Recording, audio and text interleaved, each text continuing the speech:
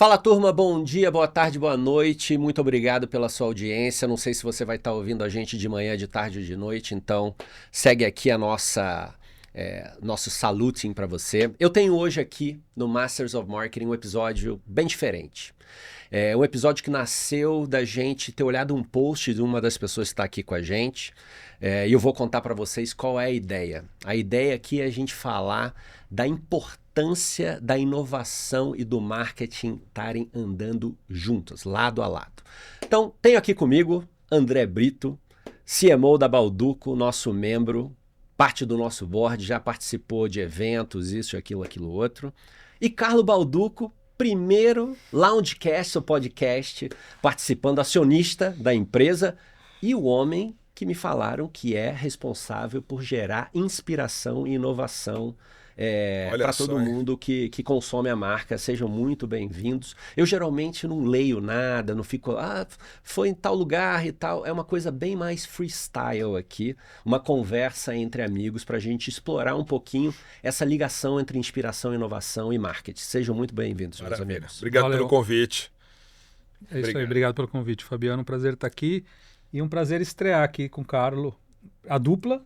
E ele pessoalmente, então... E não temos nem ensaio de música, nada. Vamos ao vivo aqui. É isso aí. Boa. Eu vou contar um pouquinho aqui para nossa audiência o que trouxe a gente para cá, tá? Eu vi um post seu no LinkedIn, Carlo, falando um pouquinho sobre embalagem, né? Salvo engano, era embalagem de panetone. Né? E a gente vai falar já desse produto icônico de vocês.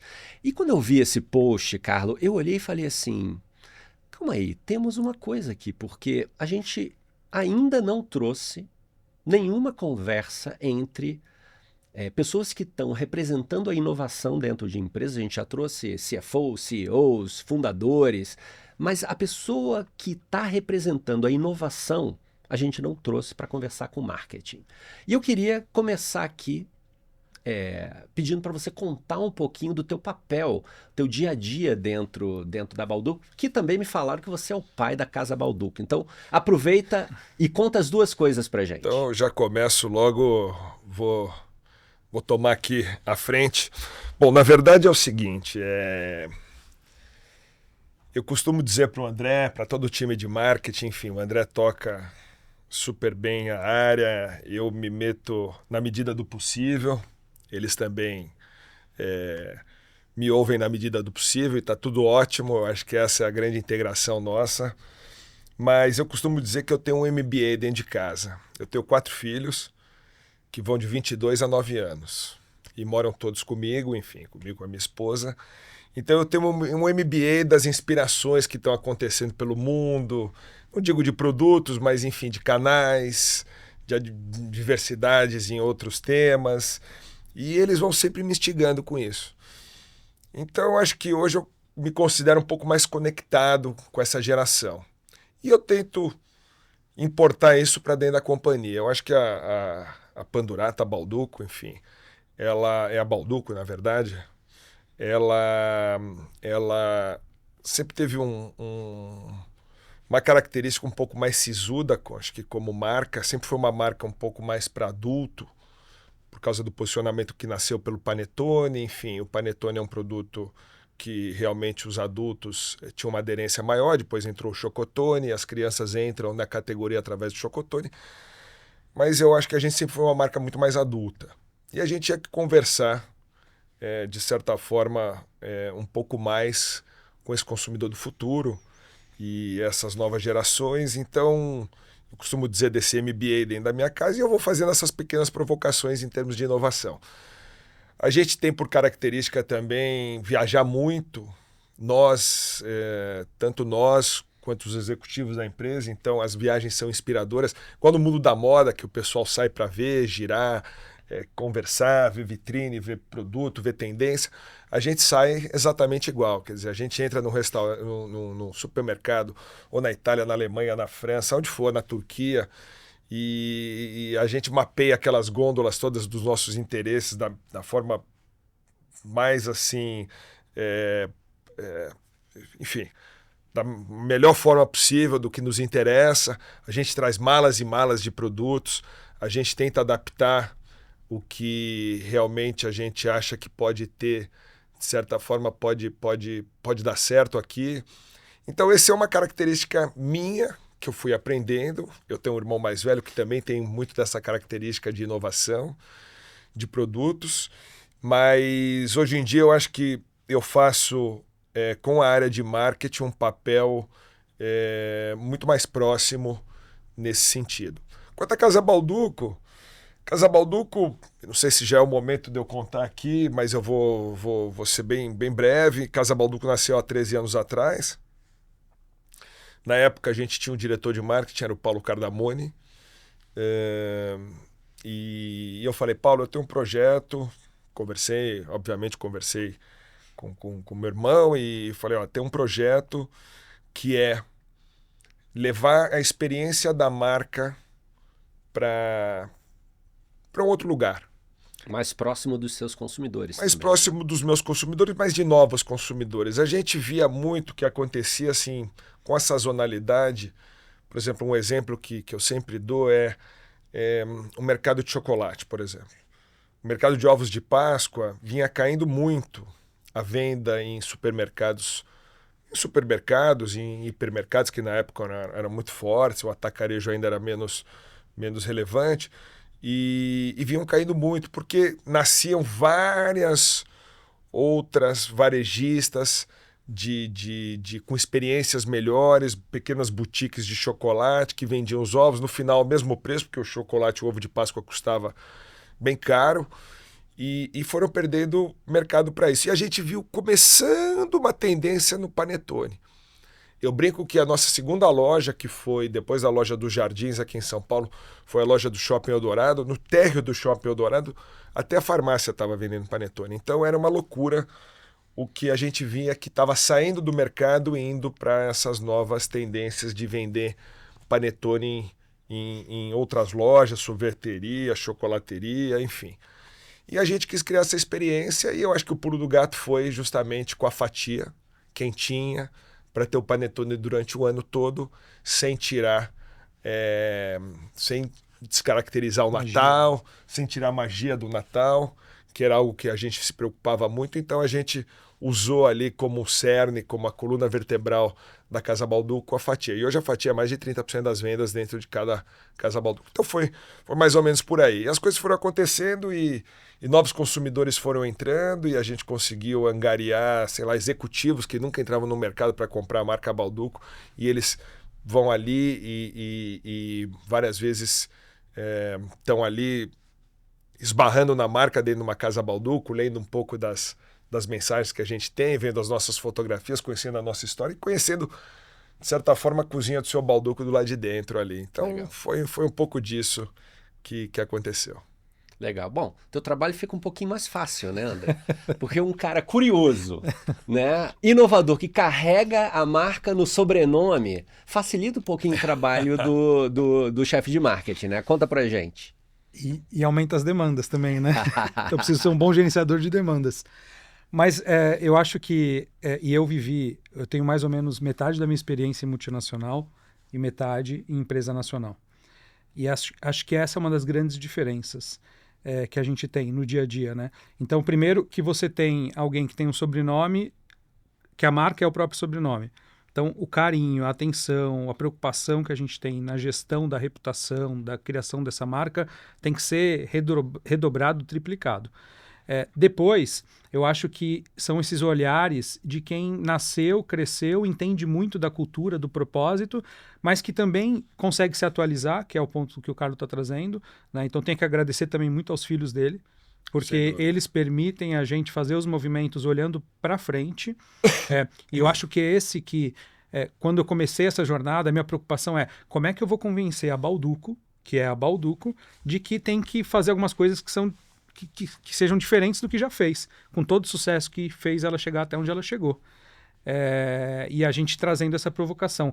Mas acho que a beleza que tem, e hoje eu fico muito feliz da gente conseguir crescer fazendo marketing efetivo de resultado, com share, nas categorias que a gente atua, mas também construindo marca, que é o branding puro, numa visão de longo prazo.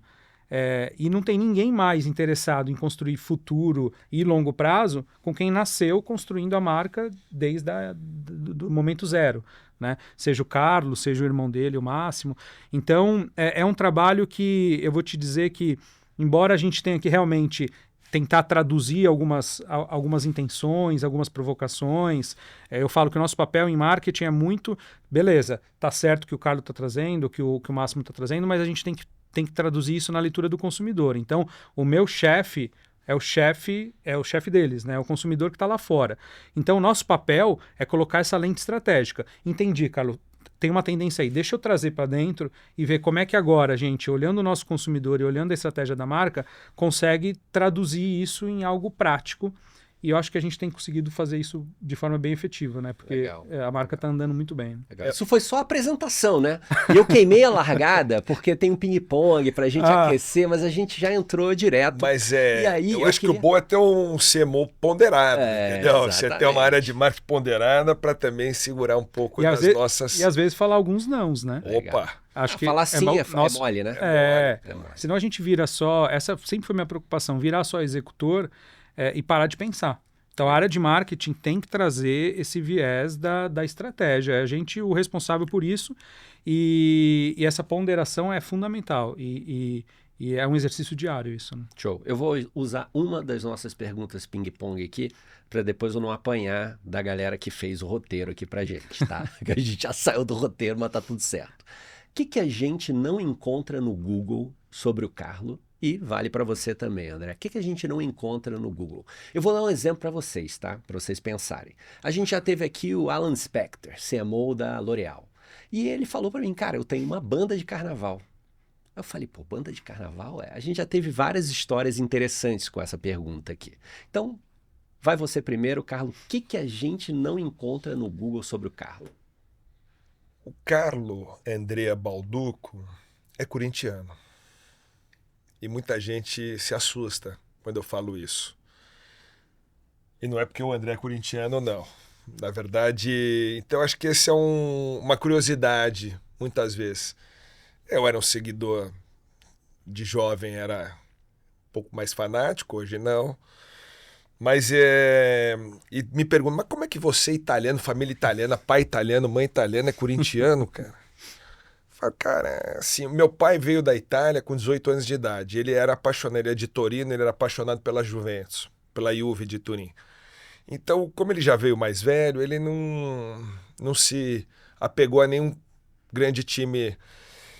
E aí eu tinha uma pessoa que trabalhava na minha casa, na casa dos meus pais. Meu pai trabalhava muito, então eu tinha um motorista, um senhor, enfim. E ele era corintiano e eu virei corintiano. Então, muitas vezes, eu acho que no Google não vai estar lá que eu sou corintiano. Uma foto sua em Itaquera. Com a bandeira do Corinthians, nada. Mas eu acho que é uma curiosidade... Legal, legal. E você, André? Anti-Google. Eu pensei em algumas coisas aqui. Você falou do Alan, eu sou pirado em carnaval também. Conheci minha esposa num show de chiclete com banana. Fui várias vezes para o Carnaval de Salvador, mas ele falou do Corinthians, eu vou falar uma outra, então também que está relacionado com isso. Eu tenho fobia de agulha. Nossa, somos dois. Eu Eu desmaio, cara. Eu só também. Consigo tirar sangue deitado. Bom, então, prazer, você vai me entender. Eu tenho uma fobia porque quando eu era pequeno, eu fiquei internado muito tempo, enfim. E isso me gerou isso que é um trauma.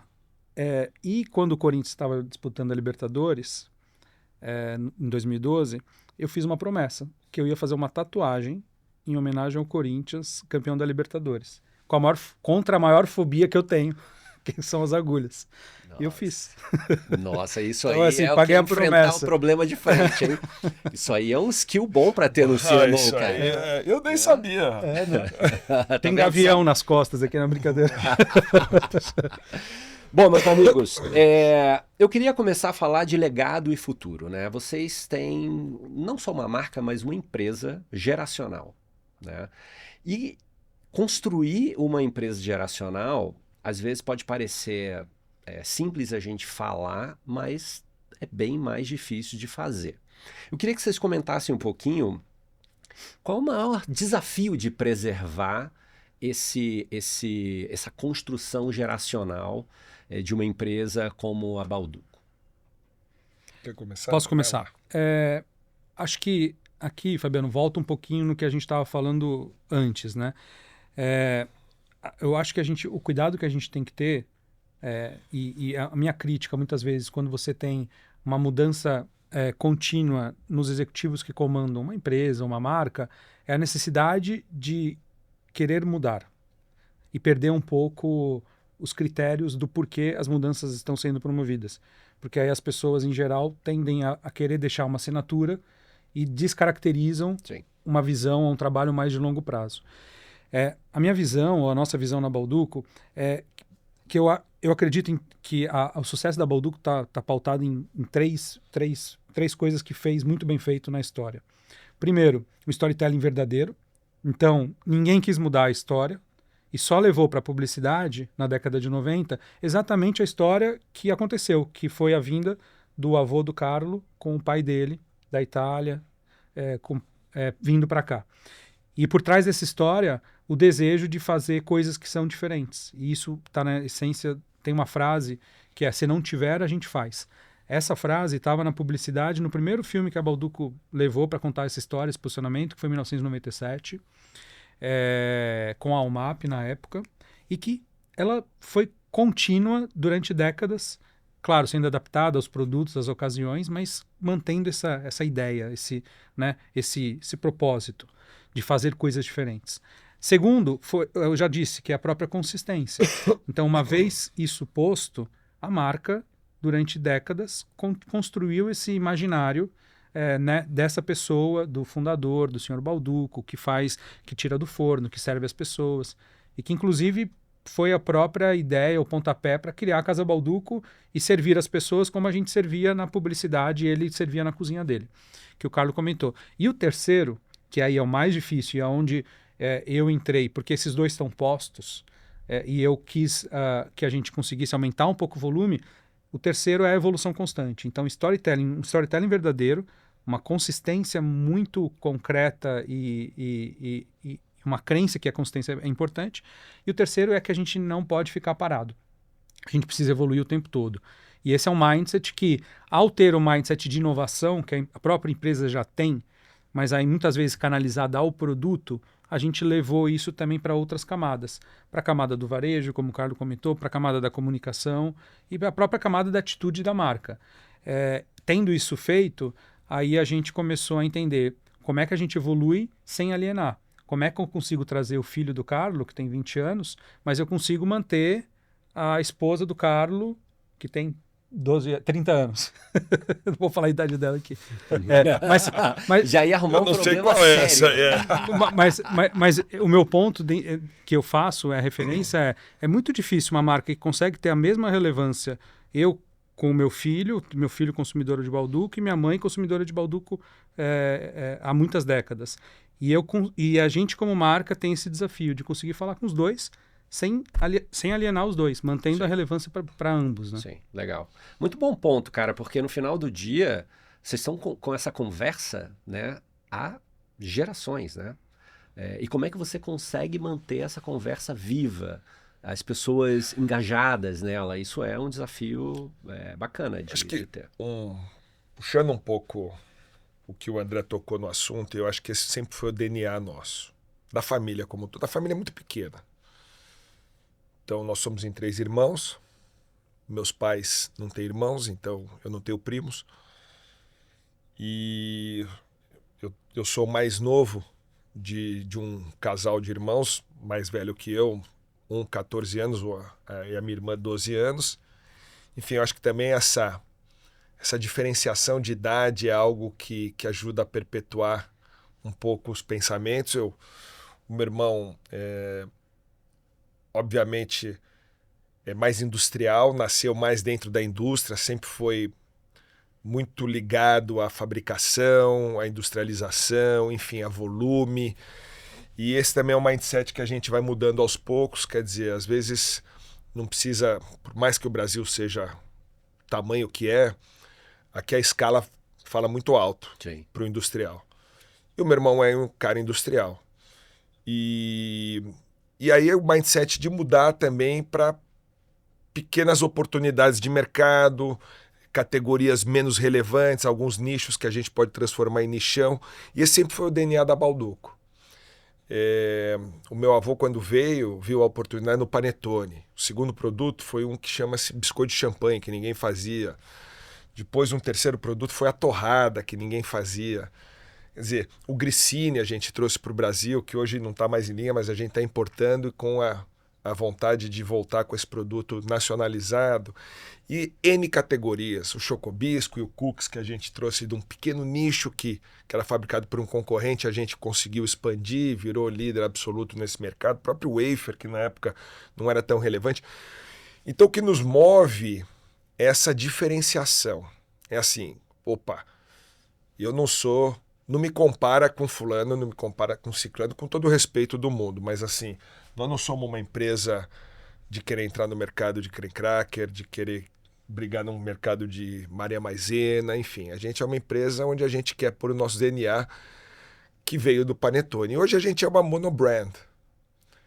Então acho que a gente tem aí um fator primordial que é o apoio. Enfim, a gente apoia uma grande marca, que é a Balduco, com uma marca de mais de 70 anos, 73 para ser mais preciso. E a monobrand, ela consegue, de certa forma, capturar valor em todas as categorias. Mas também é difícil depois você fazer, enfim, conseguir entrar nos canais certo, quer dizer, conseguir alcançar a população mais velha e o mais novo, como conversar com esse, como conversar com aquele, como fazer isso aqui, como fazer isso ali. Então,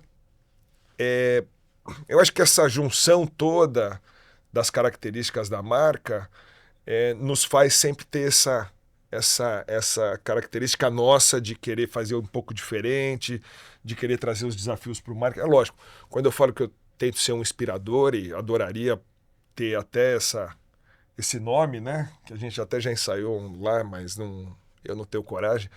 Mas assim, obviamente, quer dizer, o trabalho todo que é feito por marketing, o operacional eu não me meto de forma alguma. Mas essa coisa de, opa, vamos segurar, queremos produtos assim. Agora a gente fez, por exemplo, eu vou dar uma... O André não estava, mas a gente foi num time para a Turquia. Spoiler. Spoiler alert. Nem sei o que vem aí. Não é bem um spoiler não, mas assim, a gente trouxe alguns produtos onde a gente vai internar aqui sim a fabricação. Legal. E, e a Turquia é um país que tá fazendo grandes produtos. E assim, às vezes a gente olha pro lado errado do mundo. Eu tive com o André na China, né? Na China, o ano passado. E, cara, tem oportunidades assim no mercado chinês, independente ali do... A gente começou depois, pós-viagem, a gente conseguiu um distribuidor lá, que era um distribuidor local. A gente não foi com essa cabeça, mas as coisas vão acontecendo. E... acho que muitas vezes a gente se foca muito, sei lá, Estados Unidos, a gente se inspira, mas tem oportunidades em outros lados do mundo aí que são bem interessantes. Legal. Então, acho que essa é a nossa... Não sei se eu respondi certo, sim, mas claro. Eu acho não, que... Aqui não tem certo e errado, aqui tem o que vem do coração. Mas é isso, eu acho que eu tô falando justamente com isso, com o que eu sinto. Cara, eu tenho uma pergunta aqui, que foi também uma das razões pela qual eu fiz o desafio aqui para o André, da gente bater esse papo. Vocês têm múltiplos produtos bacanas, né? Uma monobrand, como você falou, mas vocês têm um produto, que é o produto icônico, né? E a gente está aqui agora gravando essa conversa há 100 dias do Natal, né?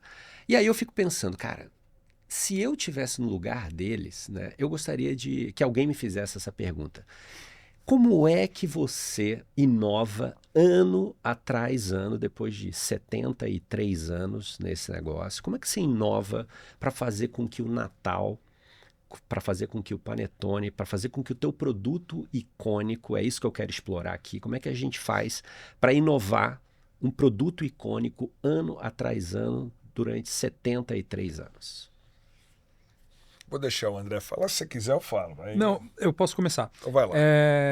Eu acho assim, Fabiano, pensando nas possibilidades. Quando a gente fala em inovação, a gente tende a ir muito só para o produto. aqui a gente está falando de uma data. Sim. Né? A Bauducco, ela teve, não sei se a sorte, mas teve o privilégio de nascer numa data que é especial. Isso torna a marca especial. Mais mágica. Ela é parte de celebração, né? Então, esse é um benefício que a marca tem. E aí, na minha visão, cria uma responsabilidade da gente continuar perpetuando essa magia ou esse momento, que, por coincidência, é um posicionamento da marca, que fala sobre, né, a junção de pessoas, de famílias, né, uma marca gregária. Então, esse acho que é um contexto. A marca com um papel cultural. É a Bauducco que anuncia no Brasil a chegada do Natal. Então a gente sabe, e começa agora os posts, né? Nossa, acabou o ano, não estava preparado para isso. E aí sempre me perguntam, mas chega antes? Não, é que o ano, a nossa sensação é que o tempo passa mais rápido, e ao ver os panetones e os chocotones nos pontos de venda, amarelos da Bauducco, as pessoas acabou o ano. Né? Então acho que esse papel cultural é muito difícil uma marca ter, e a gente já tentei fazer vários paralelos para a gente poder se inspirar e como é que a gente se atua como uma marca nesse contexto cultural. Acho que esse é um ponto. Segundo ponto é a adaptação e evolução do portfólio para o que as novas gerações querem. Então, o nascimento do Chocotone foi isso. Foi o Máximo, o irmão do Carlo, percebendo que diversas pessoas na faculdade, quando ele entregava o panetone, comiam o produto, mas tiravam as frutas. E todo o papel que ele teve de convencimento interno de que era necessário uma mudança num produto que não se mexia, né? Então foi uma adaptação que a Bauducco propôs. E hoje o Chocotone é uma marca da Bauducco e virou sinônimo de categoria. Então o Chocotone só a gente tem. Esse é um exemplo. E quem ama Chocotone aqui? Você? Quem é que tirava as frutinhas? Quem é que tirava as frutinhas? Time Chocotone. Quando a gente mandar o seu, a gente... Cara, a gente estava falando aqui antes, né, do nosso bate-papo em tênis, né? E ali no US Open, quando os jogadores vão entrar, eles veem aquela placa, né, da Billie Jean King, Pressure is Privilege, né? E quando você estava falando, eu tive essa sensação. Eu queria trazer isso para cá, porque realmente é um privilégio ter essa pressão de ter basicamente inventado uma categoria através desse produto e ter que transformar esse produto e adaptar esse produto para gerações e fazer com que a tua marca continue, né, encantando as pessoas no momento onde a família está no centro das conversas, onde as pessoas estão todas se conectando com esse momento do final do ano, né? Vai acabar um ano, mas vai começar o próximo ano. Então tem essa coisa muito mágica, como você falou, né? Dessa data. Não tenho a dúvida. E eu acho que esse desafio de deixar essa categoria, que é uma categoria, enfim, que foi a grande categoria que representou, já foi 100% dos negócios da companhia. Hoje ela não chega em 20%, então, mas ainda é uma categoria de extrema importância para nós, porque toda a construção da marca veio de cima, veio do Panetone, das categorias de Panetone. E esse desafio do Panetone, eu acho que, igual o André falou, um pouco existem algumas inspirações nossas, onde por produto a gente consegue levar e perpetuar um pouco mais a categoria. Então foi a entrada do Chocotone. Hoje, para você ter uma ideia, a marca Chocotone já é maior que Panetone.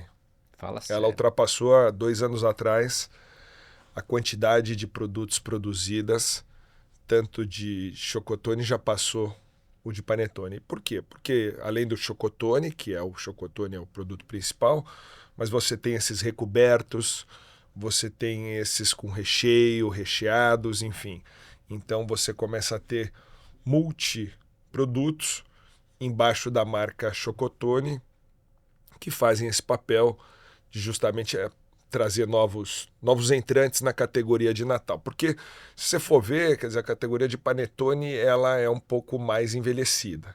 E o Chocotone traz essa característica, igual o André brincou do time Panetone, time Chocotone. É engraçado que eu sempre fui do time Chocotone e depois de uma certa idade eu me transformei no time Panetone. Isso é um pouco natural. Casaca, hein? Isso é um pouco, mas é um pouco natural. Normalmente é um ou outro. Né? Isso acontece.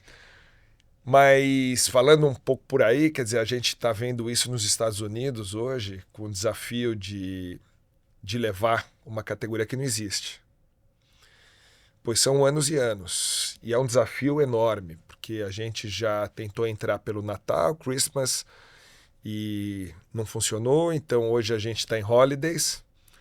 Então pós-Halloween a gente já começa a trabalhar para trazer dentro dos holidays, no Thanksgiving, trazer onde que é que as famílias vão mais. No mercado americano, as famílias, elas se Thanksgiving concentram. é mais importante do que Isso, nos é Estados mais Unidos, importante, é onde as famílias se reúnem mais. Então, mas é um desafio. Mas foi o mesmo desafio que começou há 70 anos atrás aqui. Legal. Mas o ciclo é longo. É um mercado mas hoje, mais maduro do que o nosso também, né? não tenha dúvida, você já tem outros produtos que representam. Você tem produtos que, no caso o fruitcake lá atrás, que atrapalhou um pouco a nossa chegada, porque o fruitcake era um produto que não era bem visto, não era tão gostoso, era um produto duro, seco e o panetone meio que... Mas eu já tive em situações nos Estados Unidos onde que eu pegava... via o consumidor comprando e chacoalhando aquela caixa para saber se aquilo era pronto para comer, sabe, ready to eat, ou o que era aquilo. Então põe janela, tira a janela, faz isso. Uma vez peguei 2 consumidoras americanas, fui fazer uma, poxa, bacana, eu sou da empresa, o que vocês vão... A gente adora fazer o stuffing do Peru. Não tem problema, faça o que vocês quiserem, comprando. Então assim... É um desafio enorme, assim. Então, como que a gente se movimenta? Agora a gente leva com cobertura, leva sem cobertura, faz isso, faz aquilo. Então tem sempre esses desafios que a gente vai encontrando, ou no Brasil, ou no mercado externo. Então, de certa forma, isso que deixa a coisa mais latente, mais legal de se trabalhar. Pena que o ciclo é longo, né? São 12 meses até você voltar para os buyers, que estão os compradores. O cara te aumenta pouco aquilo... pouco pedido, mas estamos indo. Legal. Eu ia entrar nessa história porque o André sabe disso. Eu sou um cara fanático por tênis e eu estava num torneio de tênis ali em Miami, uns 2 anos atrás, eu acho. Foi. E vi a turma entrando. Não sei se você estava, se era seu irmão, se era uma galera. Enfim, era uma galera entrando de amarelo em quadra. Isso. Eu falei, cara, que isso? Calma aí, o que está acontecendo aqui? E eu vi que era Balduco presente no torneio de tênis. E aí eu mandei a foto pro André e falei, pô, que legal. Cara, é muito legal para um brasileiro a gente ver marcas essencialmente brasileiras que representam produtos brasileiros querendo ganhar o mundo, né? Então eu ia fazer essa pergunta aqui, eu vou aproveitar a tua deixa. Conta pra gente um pouquinho do que inspirou vocês a querer trilhar esse caminho, porque foi o que você falou, não é fácil. Mercado mais maduro, é grande pra caramba, mas tem os desafios que talvez sejam diferentes dos desafios que a gente tem para crescer, mesmo num país continental como o Brasil. Queria te escutar e, obviamente, André, queria te escutar do ponto de vista da construção da marca, que eu acho que isso aqui para a galera que está escutando a gente vai ser muito rico. Bom, por característica, as empresas brasileiras, elas não são grandes exportadoras de produtos finais, assim. Quer dizer, a gente sempre foi um grande exportador de commodity. O Brasil, porque são mais de 200 milhões de pessoas, o mercado interno é gigantesco e, diferentemente do mercado europeu ou mercados menores, que você pega mercados com populações pequenas, eles têm que crescer para fora. E o Brasil nunca teve essa característica. A gente exporta há muitos anos. A gente brincava que sempre foi um hedging natural para qualquer tipo de dívida que a gente pegasse em dólar. A gente tinha a entrada do caixa também em dólar e a gente equacionava um pouco esses parâmetros, mas a exportação sempre teve na nossa veia. Hoje a gente é a maior marca de panetone nos Estados Unidos, a gente tem mais de 90% do mercado, a segunda marca de wafer no mercado americano. A gente começou com uma... Enfim, como todos começam, com um distribuidor local na década de 80, final da década de 70, começo da década de 80, então muito tempo que a gente está trilhando esse caminho. Depois a gente abriu a empresa Balduco Foods lá, depois a gente virou uma distribuidora nossa, a gente fez um warehouse, a gente construiu a primeira fábrica, onde é uma fábrica de wafer, e agora, em março, a gente deve inaugurar a nossa segunda fábrica, uma fábrica muito maior, um investimento muito maior, num terreno de mais de 400 mil metros, que fica em Zephyr Hills, que é uma cidade perto de Tampa, E foi proposital, a gente pegou uma empresa de searching que fez essa procura do local, então você tem que ter ferrovia que passa perto, rodovia que passa perto, mão de obra, que você consiga ter uma mão de obra ali também esteja por perto, enfim, todas as taxas, matéria-prima também, da onde você recebe, açúcar, isso. Então é um desafio para você achar o ponto, e esse foi o ponto principal que a gente achou. A fábrica está praticamente pronta, a construção desse primeiro é uma fábrica que vai ser feita em 4 etapas, e aí isso nos dá uma força maior, porque quando você está lá e os compradores daquelas... Ali o jogo é outro, né? Então, sim, quer dizer, você falar de Walmart, você falar de Publix, você falar de... pedidinho do Walmart. Pelo amor de Deus, resolve a vida de qualquer um. Um Costco faz uma empresa. Então, quando você está lá e o comprador vê que você não é um importador, que você está fabricando um Made in USA, que você está lá sério, que você... O cara também te respeita mais. Né? O cara te respeita. Então, essa foi a grande estratégia nossa, tá lá e ter o Made in USA, por mais que às vezes possa parecer até estranho, mas fabricar lá custa mais caro do que fabricar aqui. Sim. Então, esse é o próximo ponto, eu acho que esse é o próximo desafio da companhia, essa internacionalização, não é uma globalização, é uma internacionalização, mas hoje a Bauducco, se você for pegar... nas gôndolas de supermercado, hoje você não tem um produto brasileiro com a presença que tem Bauducco em produtos de consumo. Então acho que isso para nós é um grande diferencial e é um fator de orgulho gigantesco ver nossa marca. Já me aconteceu algumas vezes, eu acho que quando começa a acontecer isso, do aeroporto que você está chegando, a pessoa ali, teu sobrenome associa a um produto, já aconteceu com meus filhos, enfim, aí você começa a falar, pô, tá dando certo. Tá funcionando. Aquele longo prazo lá que eu apostei. Tá funcionando. Tá começando a chegar. Tá funcionando. Então, pô, vamos trabalhar para isso que as coisas estão indo. E agora eu vou deixar o André falar um pouco mais da estratégia de marketing, enfim, como a gente está trabalhando lá também. E todo esse... Foi feito há algum tempo atrás, eu acho que é bem interessante. Vou deixar para o André. O objetivo, e a gente começou a... O que aconteceu? Como a gente cresceu comercialmente nos Estados Unidos, a visão ficou, durante essas décadas, muito pautada nos produtos e na dinâmica comercial. Não necessariamente o que o consumidor americano quer comprar, mas o que tem interesse para o retail americano. E são óticas diferentes.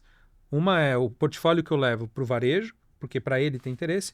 A outra é por que o consumidor americano vai consumir meu produto. Sim. Então, muitas vezes a gente cresceu com pessoas ou com comunidades que já conheciam de alguma forma a marca, o próprio Panetone, italianos ou latinos, ou americanos que ficaram conhecendo por essas referências, e a gente entendeu que para a gente realmente virar uma marca referência no mercado local, a gente precisa assumir uma atitude que privilegie os hábitos e os gostos do americano local. Então, basicamente, o que a gente tem feito é centralizar hoje a estratégia de marketing. Então, a minha responsabilidade também passa por... A gente tem uma diretora de marketing que fica lá, que ela é responsável internacional, mas a gente tem o escopo funcional centralizado. Porque é esse papel do global de entender também até que ponto a marca pode ir, ou até que ponto, né, a gente vai mudar o que a gente acredita e não vamos fazer isso. Mas adaptar também nossos produtos para que o consumidor americano comece a se interessar por... E está sendo muito bem aceito. Quer dizer, a mesma estratégia que a gente vem usando aqui, a gente está usando lá. E antes era uma mistura, né? Antes a gente tentava inventar alguma coisa fora. Tá? O André, acho que muito bem feito, quer dizer, falou, não, vamos centralizar essa estratégia única, porque é uma estratégia, além de tudo, verdadeira, igual a gente falou, esse storytelling é verdadeiro, então vamos centralizar essa estratégia única e a coisa passa a funcionar. Então, um exemplo bem rápido aqui, a gente fez adaptações esse ano para os Estados Unidos, que são adaptações para o americano entender o que é o produto, para que ele serve, por que ele existe. Então, isso significa desde mudar a apresentação do produto, que agora a embalagem dos Estados Unidos tem alguns códigos natalinos, porque no Brasil você não precisa falar que o Panetone é para o Natal. Sim. Mas nos Estados Unidos eu preciso apresentar, e para eu participar da festa, eu preciso primeiro ser reconhecido como alguém que nasceu para aquela festa. Sim. Né? E a festa não é a festa do Eve, né? Da noite, da véspera de Natal. Ela começa antes, no pós-Halloween, no início das discussões de Nos Thanksgiving, holidays ali, que é o Holiday Thanksgiving, Season. O produto, a gente renomeou ele também. Então ele passou a ser um Holiday Sweet Loaf, porque para o americano ficou mais fácil de entender o que tem lá dentro. Não é uma massa crua para eu fazer tipo um cookie dough que eu levo para o forno. Não, Sim. é um produto pronto. As adaptações e as sugestões de consumo a gente faz adaptadas ao consumidor local. Isso. A gente tem o panetone vanilla, porque nos Estados Unidos o vanilla é o principal, é o mainstream, é o principal flavor. A gente adaptou também e tem esse produto lá. Então, acho que a nossa parte é a parte de estruturar um pensamento central, uma estratégia central e executar. A parte da empresa é acreditar na visão de longo prazo, como o Carlos falou, porque a cada aposta eu colho ela 1 ano depois. Então, Legal. qualquer movimento expressivo, ele vai demorar 3, 4, 5 anos para a gente ver esse movimento acontecendo. Legal. E no final, é um vantage point muito interessante, porque você está transformando a relação das famílias, né? E você transformar a relação das famílias no Brasil, né, que o Brasil tem vários Brasis dentro do Brasil, né? É diferente de transformar a família nos Estados Unidos e em outros lugares que vocês venham a ir. Então, tem a adaptação do produto, tem o tom de voz do produto, como é que você vai conversar, como é que você vai entrar. E, obviamente, tem a história do fail fast, né? Que vocês são uma empresa que a inovação está no coração, então não tem como não ter essa aceleração. Eu queria voltar um pouquinho para a família brasileira, né? Que é um lugar que vocês já conquistaram o coração da família brasileira. Como é que vocês veem essa modificação do produto de vocês e a relação dele com as famílias brasileiras, levando em consideração que existem vários Brasis, como eu falei aqui? Olha, quando isso partiu, né, de uma conversa nossa de identificar que a marca ela estava envelhecendo. Isso aconteceu há 6, 7 anos, porque a gente se apoiou, aquela consistência, ela foi tão bem feita que a gente se apoiou num personagem, que foi o Sr. Balduco, que durante 20 anos virou o pai, virou o avô, e a personificação da marca era uma figura masculina muito velha. Somado ao Papai Noel, né? Que também o Papai foi Noel. da onde nasceu, Sim, então, sim. quer dizer, eram 2 somatórias aqui.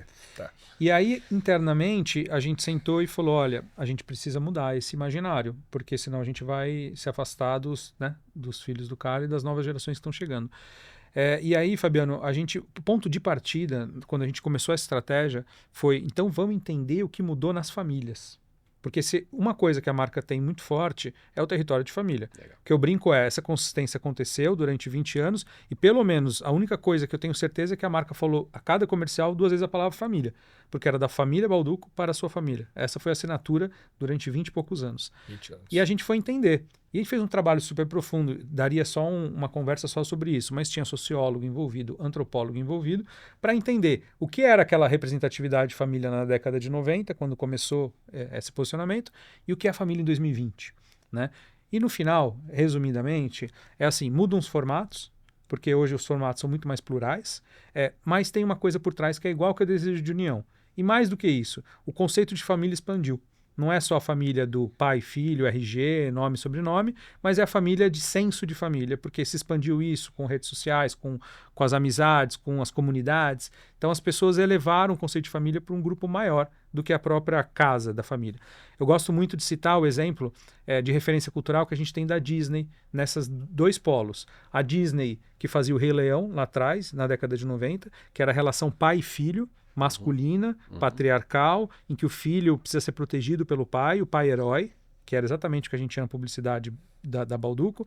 E depois de 20 anos, o filme Encanto, em que você tem uma casa uma casa plural com várias pessoas dentro. A criança é protagonista, não é mais a protegida. A avó, né, é a matriarca da família e cada pessoa tem um papel dentro dessa família, que é uma família muito mais plural.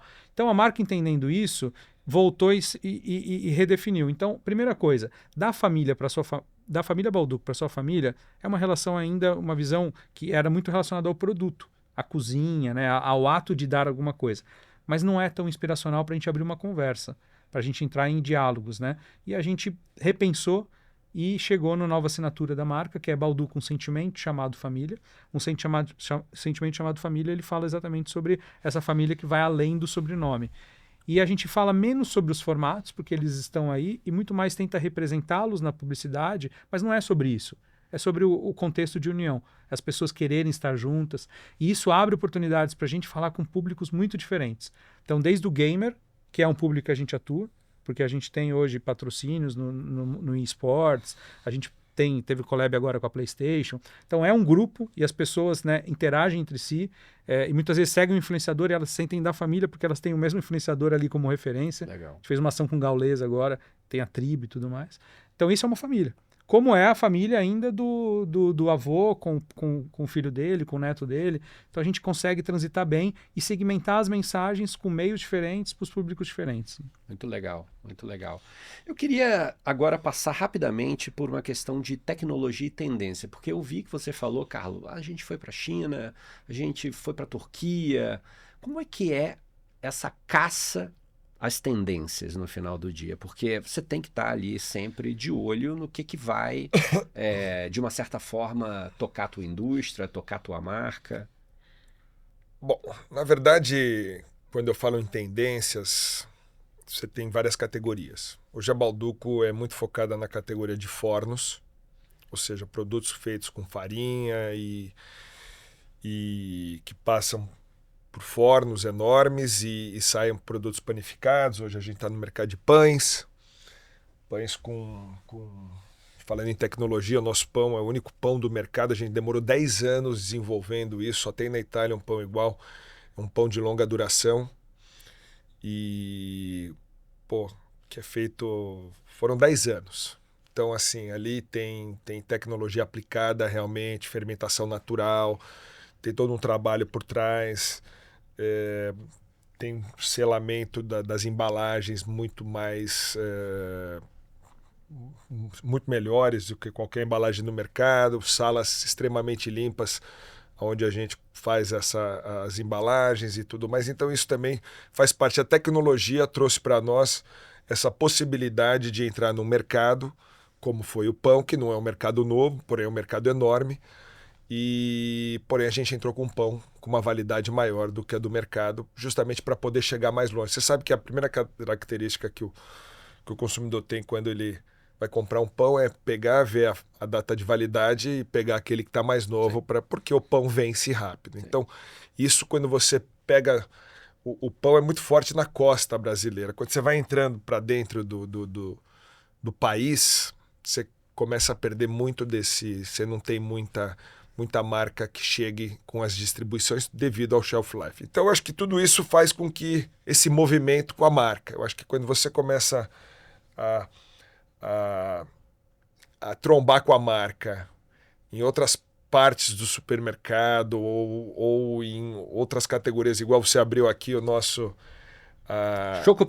Chocopipoca, que a gente acabou de fazer essa collab com a Netflix, quer dizer, é uma coisa diferente. Eu acho que a marca Netflix, para nós, a gente fala, é uma outra marca que também tem muito a ver com família. Porque, é quase como um enabler, né?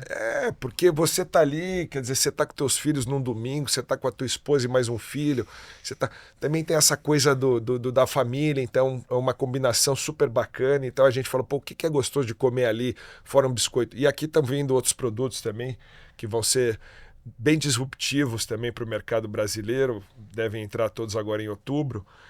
Então tem toda essa acho que tem esse turbilhão de oportunidades onde a gente vai olhando. E quando a gente fala em tendências ou fala em tecnologia, eu acho que é um pouco disso tudo.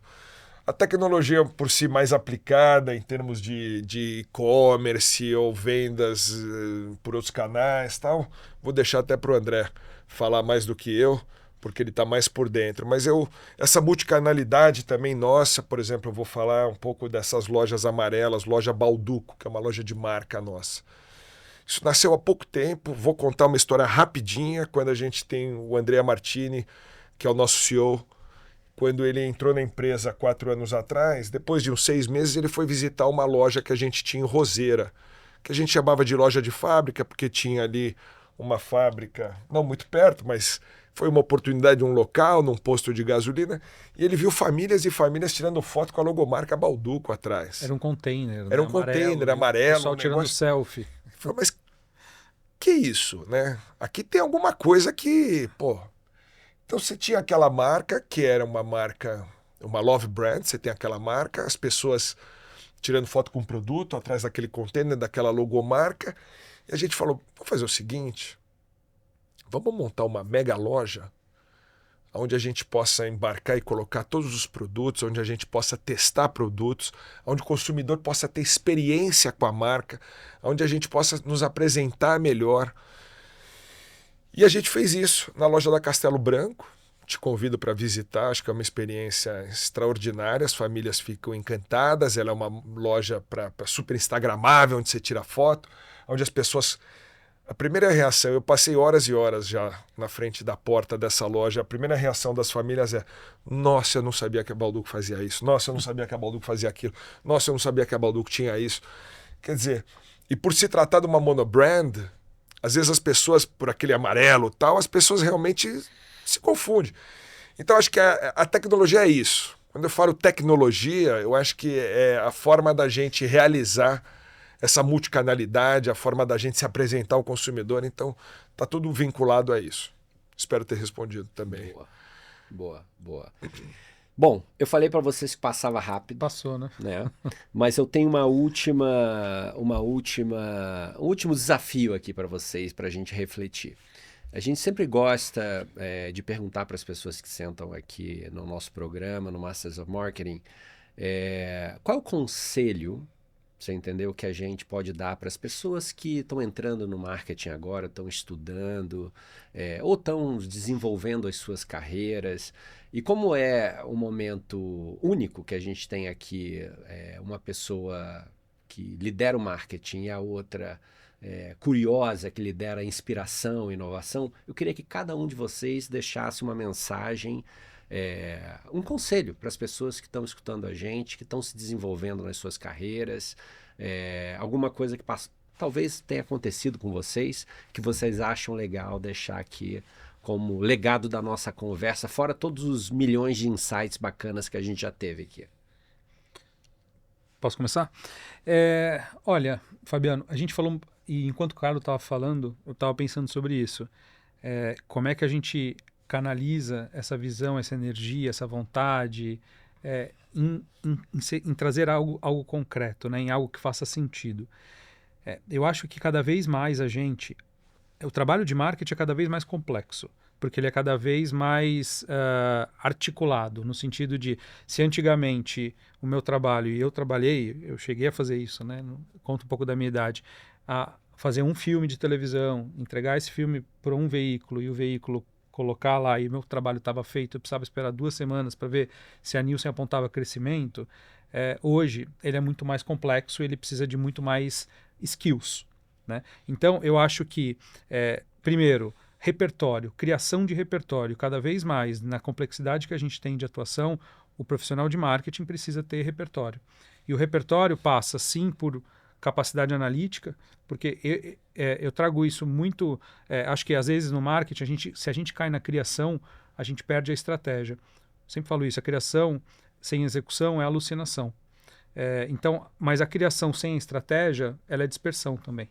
Então, essa capacidade da gente olhar para frente, de onde a gente está, depender dessa visão analítica para poder projetar para onde ir. Porque hoje existem todas as ferramentas tecnológicas que estão disponíveis para todo mundo. O ponto é o que você faz com ela, né? E como é que você coloca ela a serviço do que você acredita, como marca. Legal. Então, acho que para mim é um ponto importante. Ter repertório, mas não perder essa capacidade analítica de entender o contexto para poder aplicar as melhores ferramentas, porque hoje está todo mundo querendo fazer, com vontade de fazer, com as ferramentas disponíveis e querendo fazer rápido. Legal. Então, acho que esse é o nosso grande desafio.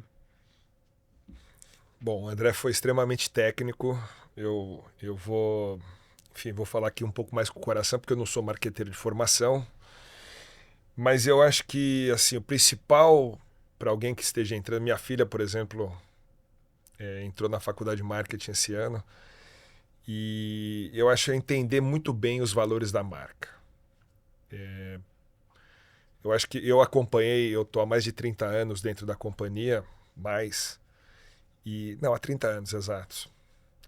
E tive a chance de trabalhar fora, em 2 empresas antes, nos meus estágios e tudo mais. E eu acompanhei várias evoluções do nosso marketing. E definitivamente, quer dizer, entender bem o substrato que tem ali atrás da marca, dos valores, quer dizer, essa questão da qualidade, onde a gente sempre se preocupou, entender qual o nosso tom com o consumidor. Eu acho que isso é muito respeitoso por parte do CMO, por parte do time de marketing. É uma forma, quer dizer, que você se sente, de certa forma, representado, muito bem representado. Eu acho que você tem que ter um time muito bem alinhado com essa característica. E mais do que tudo, o novo marketing, que eu estou chamando de novo marketing, aí não é só por causa dos canais de comunicação, da digitalização, quer dizer, hoje a gente tem a possibilidade de suspirar na orelha do nosso consumidor, aquele consumidor sem daqueles grandes tiros de canhão e desperdiçar um pouco de dinheiro. Então acho que essa sensibilidade dos caras encontrarem esse formato, eu acho que isso... A gente fez uma campanha agora com o PlayStation, com os cookies. A gente conseguiu chegar realmente... aumentamos o share, aumentamos vendas, aumentamos awareness, aumentamos tudo. Conseguimos vender mais, com uma disponibilidade de caixa menor, enfim, muito mais incisiva, falando com aquele consumidor que nos interessa. Então hoje você tem ferramentas... que eu não sei nem te falar, mas assim, você tem ferramentas que tem a possibilidade de você chegar muito mais efetivo no teu consumidor do que aqueles grandes... Eu não vou te dizer que aqueles grandes tiros na novela das 9 não sejam necessários. Muitas vezes sim. Mas hoje você tem ferramentas que, são raio lasers de tanta precisão, snipers de tanta precisão para que você venda mais. Que no final das contas... Cara, o que vale é aumentar tuas vendas, enfim, gerar mais para poder reinvestir mais, para poder aumentar mais e seguir, né? Seguir o jogo. Meus amigos, queria agradecer a vocês. Nosso papo estendeu aqui porque estava muito bom. É muito diferente, às vezes, a gente ter aqui uma visão mais técnica de uma visão mais coração, mas essa combinação da técnica com o coração me deu várias outras ideias aqui. Spoiler bom, essa campanha aí eu acho que está no Smarts, né? Vamos ver o que a gente vai ter dela. Então, queria agradecer vocês. Carlo, seja bem-vindo, essa casa aqui é tua. Muito obrigado. Você já sabe que a casa é tua há bastante tempo. No final eu estava meio assim, falei, meu primeiro podcast, mas olha, passei ileso. É isso aí. Pode me convidar sempre. Tá convidado. Obrigado, Fabiano. Obrigado a você. Obrigado. Turma, se você gostou dessa conversa, não esqueça de maratonar os nossos programas no Masters of Marketing, porque aqui você já sabe, toda semana tem um e a gente não para nunca. Obrigado, te vejo na próxima.